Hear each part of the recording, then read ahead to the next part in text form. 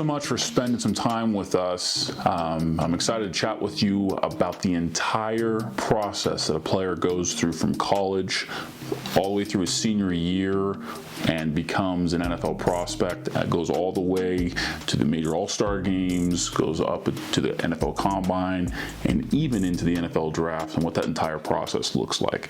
So things really begin for some of the most elite players during their sophomore and junior seasons, as their collegiate coaches tip off NFL scouts as they come through that this kid may be leaving early potentially. He's got a lot of talent. He's thinking about the next level as a sophomore or junior. Those types of players will begin to get on NFL teams' radars, and they'll start to compile lists of players that may be leaving early, and they'll start scouting them and maybe even start writing reports on them. But for most players, things really begin when they become a rising senior, the spring before their senior year. Two teams at least will come through in the spring, one representing what's known as the national report and another one representing the Blesto. They'll measure the players, they'll get their hand length, their height, and their weight, and sometimes at some of the smaller schools will even run a 40. And that will form some of these initial grades going into a player's senior season as to what kind of prospect they may be. As mentioned, there are two different reports. There's the national scouting report, and that has a big say as to who goes into the combine several months later. And then obviously for a few other teams, another report known as Blesto. About 2/3 of the league subscribes to national, and about 1/3 or just under 1/3 subscribes to Blesto. And these preseason grades and these reports dictate a lot of who NFL teams are going to look at.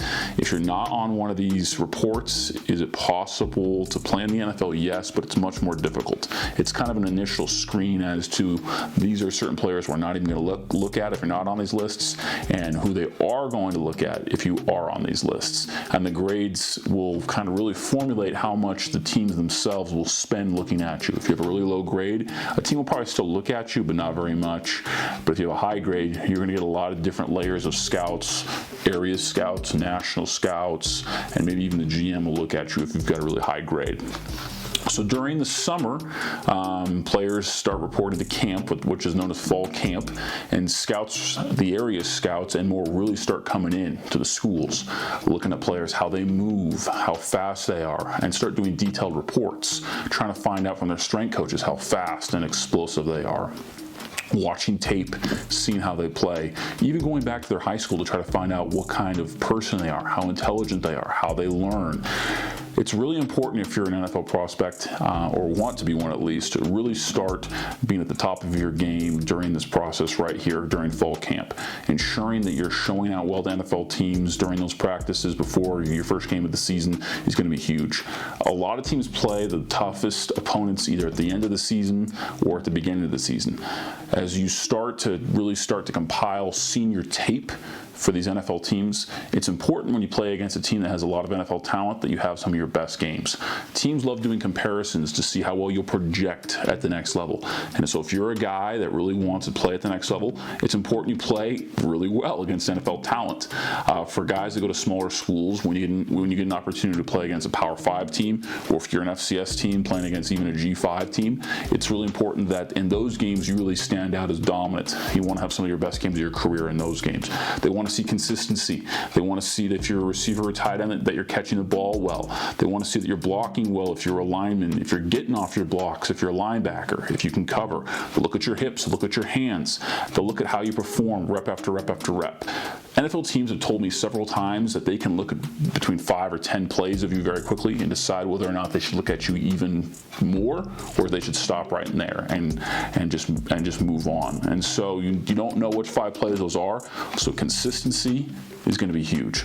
So this will play on. Teams will come through all throughout the fall during your senior season, talking with your coaches, your strength coaches, talking with people on campus, going back into your life and trying to find out if you're a good person, trying to find out how how intelligent you are, trying to find out as much as they can about you. And it's around this time that the All-Star games start extending invites. The major games being obviously the NFLPA game, the East-West Shrine game, the Senior Bowl, and some lesser games too, like the Hula Bowl, the Collegiate Gridiron Showcase, and the Tropical Bowl as well. These invites, for the most part, particularly with the Senior Bowl, aren't really very influenceable by agents. Jim Nagy, who's a former Seahawks scout, runs the Senior Bowl, and he's looking for players that are going to get drafted. He's looking for players that are going to the combine, and he's consulting with NFL front offices.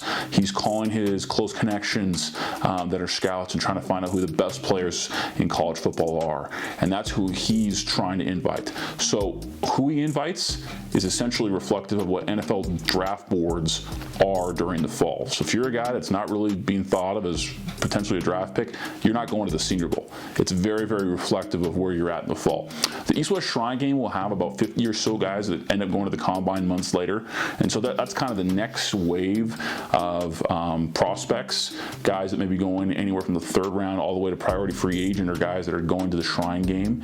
And then you have the NFLPA game, which this year had about 30 players go to the combine from that game, and those guys are typically players going 5, 6, 7 in priority free agent that go to that game. And so you can kind of see the top 3 games kind of really dictate who goes to the combine, who the top prospects are, and that's kind of the pecking order.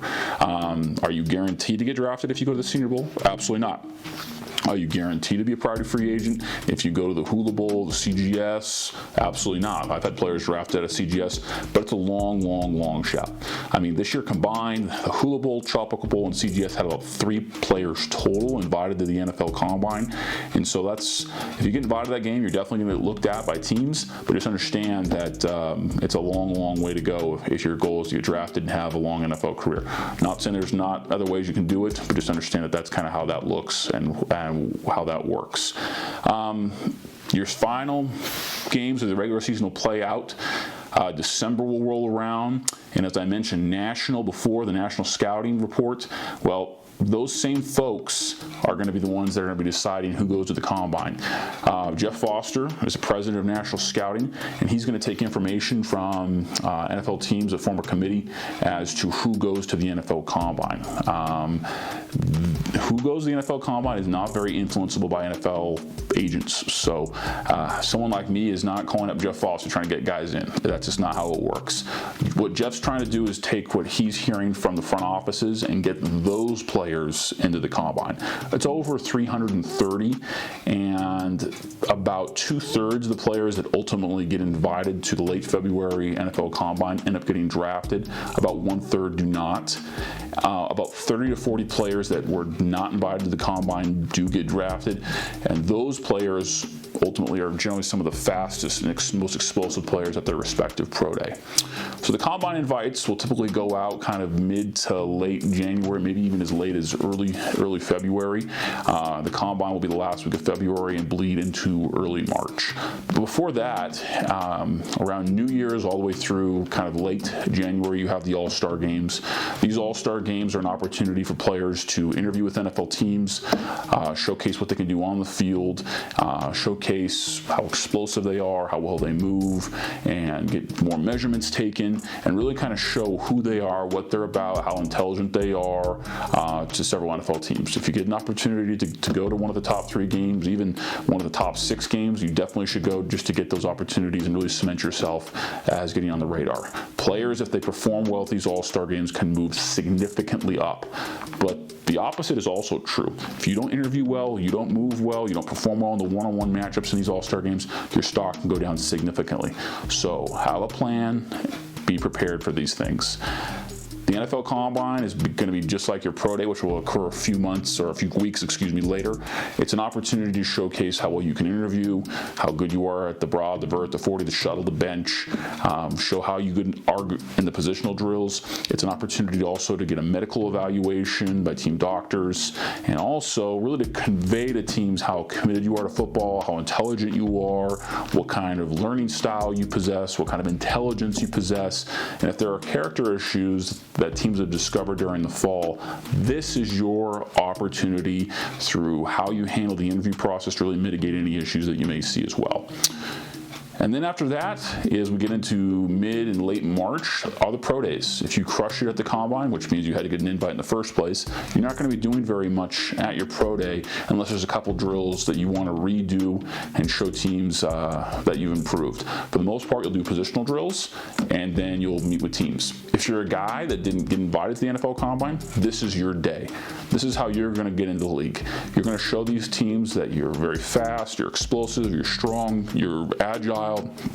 You're going to show them that you're a great football player in your positional drills. And then when you have an opportunity to meet with these teams one-on-one, you're going to show them what kind of a person you are. And this is going to be your opportunity to showcase that you belong into the NFL.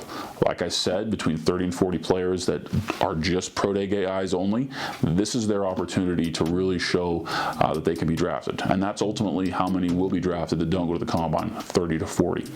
As we start getting into early April, you'll see private workouts where teams come to a player's school to work them out one-on-one, to watch tape. A lot of times a NFL position coach or a coordinator will do this in conjunction with an NFL scout. And really, these occur where maybe the coach or the scout wasn't able to attend the pro day and kind of wanted a second look at a player, or maybe he performed really well at pro day and they weren't expecting it, and he's now moved up significantly up a team's board and they need another look at him. Or vice versa, maybe he didn't perform very well and that was kind of shocking. The team had him really high, and so they want another look at him. Private visits are a little different. It's where a player will fly to an NFL team for a essentially one-on-one interview for a night with a team. You'll also have an opportunity to meet with the doctors that you may not have gotten if you were if you didn't go to the NFL Combine and get a medical evaluation. So there's that as well. All these things are going to occur in early to mid-April before the draft takes place towards the latter parts of April. About 2 to 3 weeks before the NFL draft, teams will start having very serious meetings and deciding where players are at on their board and start making draft plans. The draft is 3 days long. The first round will be the Thursday night. The second and third round will be Friday night. And then Saturday will be the fourth round through the seventh round plus priority free agent time. And so these 3 days are going to be a culmination of a year, possibly 2 or 3 years worth of scouting. And so teams' final grades on you are largely going to be decided in about 2 to 3 weeks before this process. And so making sure that you've got someone in your court that's going to give you great advice through this entire process, someone that's going to shoot you straight, someone that's got a great plan to make sure that you're super strong, fast, explosive, agile, ready to interview, that you're going to dominate your all-star game, dominate any issues you've had in your past with the law or with character or with medical is going to be huge. And having someone that understands how to augment your stock throughout this entire process is one of the many reasons, but a very important reasons why you hire an agent. Thanks so much for spending this time with me.